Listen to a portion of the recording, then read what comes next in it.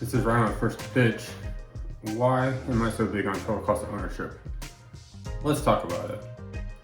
Total cost of ownership. Why is it so important? If you follow me on LinkedIn,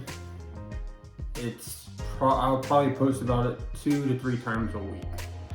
And it's, I think, one of the most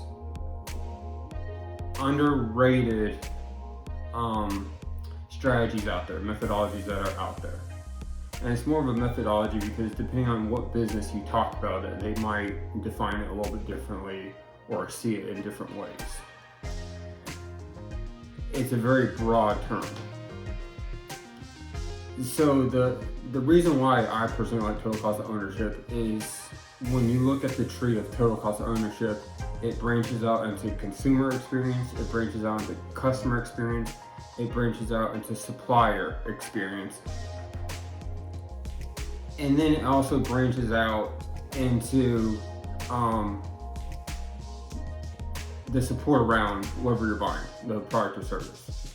Warranties, service level, service value, all that stuff that goes in with service and care, and maintaining the life of the product. But then there's also the other branch where how much does it cost of the repair and minimizing that cost as well. So you can really get into a lot of different rabbit holes with total cost of ownership. And depending on how far you go, there could be value in it, there could not be. But the thing about it is when you look at that ecosystem, it's always going to be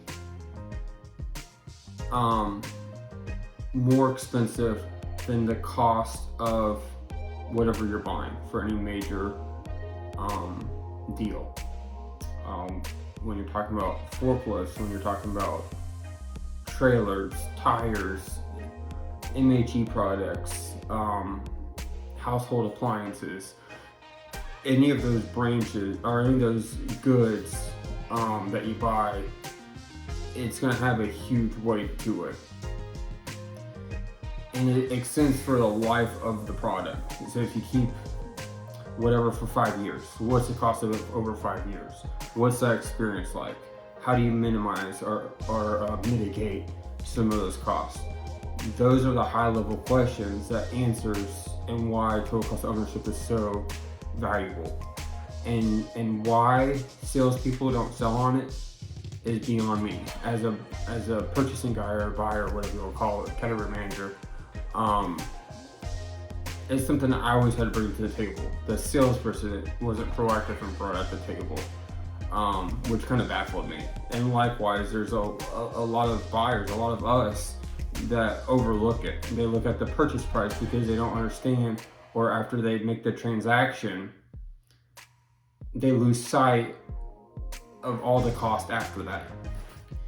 So just be aware, start asking those questions, understanding it, get at other perspectives. You want to get sales perspective. They're one of the closest people to the customer.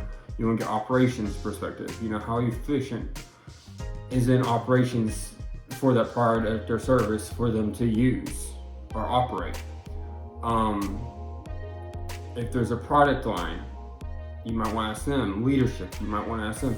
You want to get different perspectives of that application and the ease of use or the hassle, or whatever it might be. It all ties into that. Some of those, the needles move more than other parts of it, and that's something also you want to be aware of, because if you dive too deep into it, you're not going to be able to make any decision. You're just going to keep on getting deeper and deeper, and that's why I said it's a rabbit hole.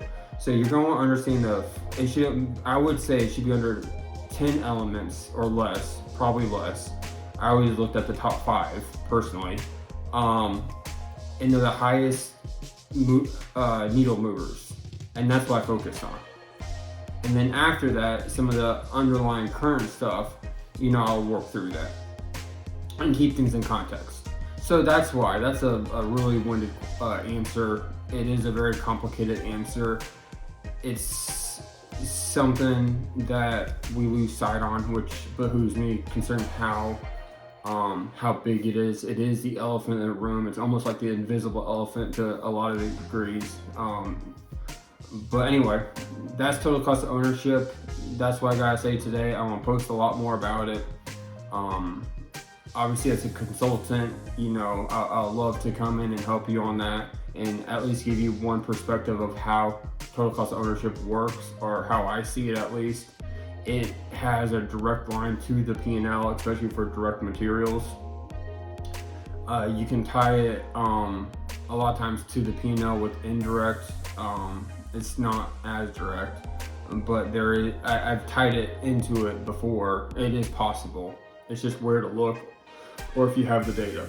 So anyway, thanks a lot for joining me today. Continue to hopefully watch us, check us out, and see what's going on.